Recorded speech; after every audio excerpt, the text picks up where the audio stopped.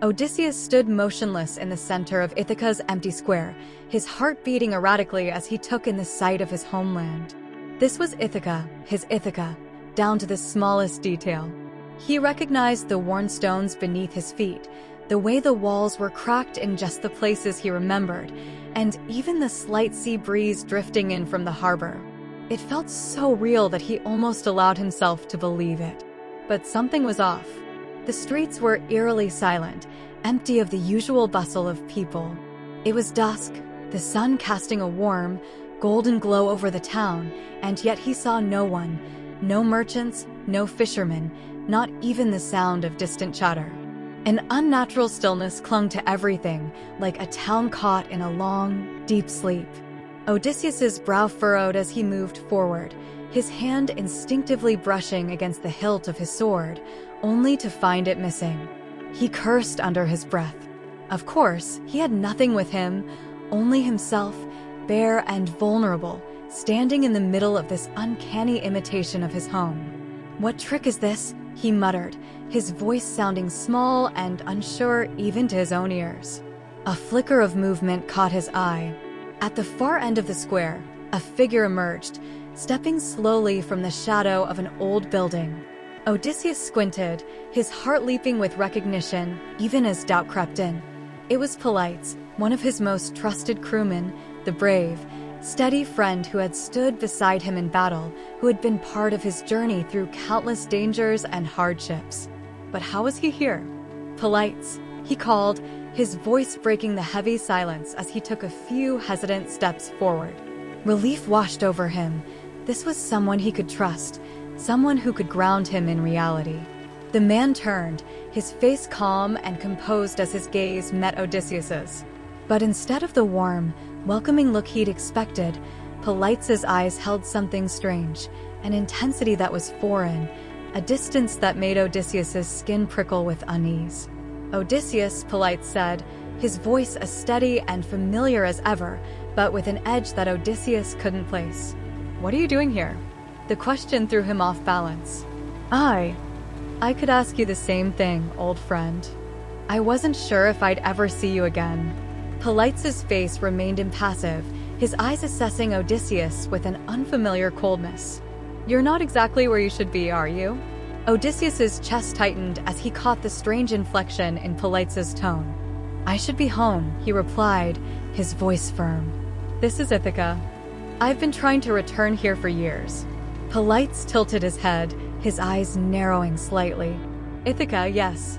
But what makes you think this is your home?" Odysseus felt a chill settle over him. The man standing before him looked and sounded like Polites, but the way he spoke, detached, almost questioning, filled him with dread. This wasn't right. This was supposed to be home, his safe place, his sanctuary, and yet, in his friend's face, he saw something foreign. "Of course, it's my home," Odysseus said, his voice tinged with irritation.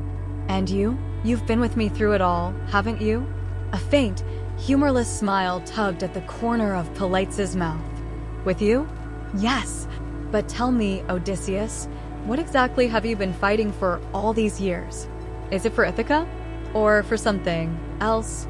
The question struck him like a blow. He'd been so sure of his purpose, so steadfast in his desire to return to Ithaca, to his family. But hearing it voiced in this strange, almost mocking way made him question his own motives.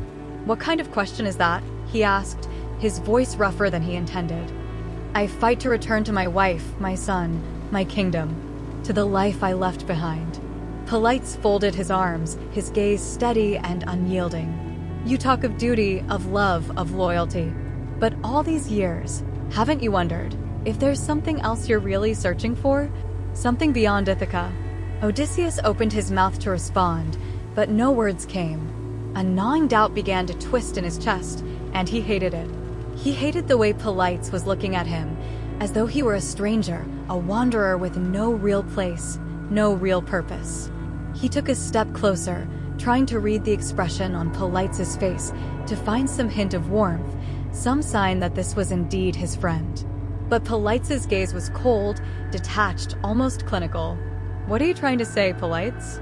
Odysseus demanded, his frustration slipping into his voice. Polites' smile widened, but there was no warmth in it.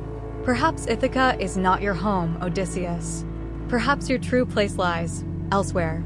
Odysseus felt his hands clench into fists as a surge of anger boiled up inside him. Don't be ridiculous, he snapped.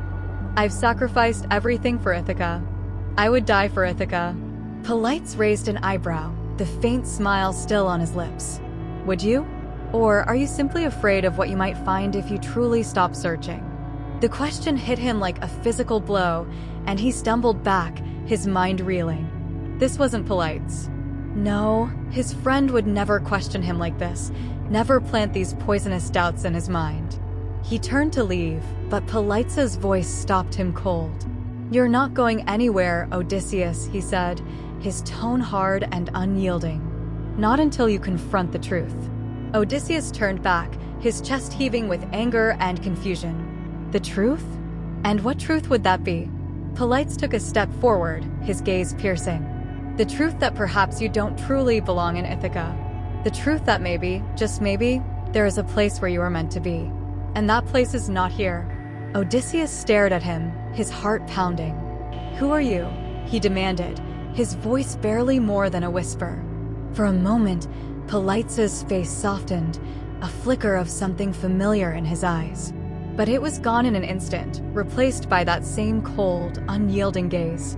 Think, Odysseus, he said, his voice quiet but insistent. Think about what you truly desire. Is it really Ithaca? Or is it something else entirely? Odysseus shook his head, backing away. He couldn't take this doubt, this confusion. He had to get away, had to clear his mind, had to find some place where he could think without Polites' haunting questions echoing in his head. But as he turned to leave, he caught a glimpse of a figure standing in the shadows at the edge of the square, watching him. It was a woman, her silhouette unmistakable. She was tall and slender, with an otherworldly beauty that made his heart skip a beat. Calypso. She stepped forward, her eyes shining with amusement, her lips curved into a knowing smile.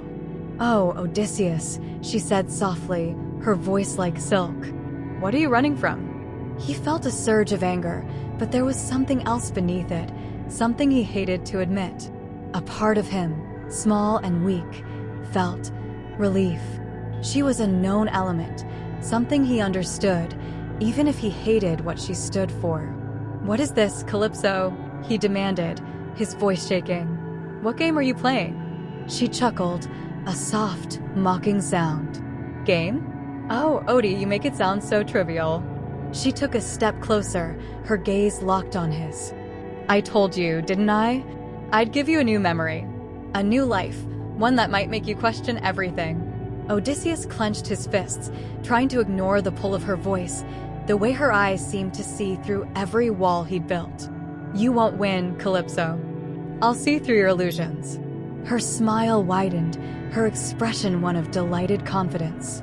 Will you? She whispered, her voice filled with both promise and threat. Then let's see how long you can hold on to that conviction. She raised her hand, her fingers glinting with the faintest spark of light. And then, with a flick of her wrist, the world around him twisted once more, the edges of his vision blurring as he felt himself slipping away.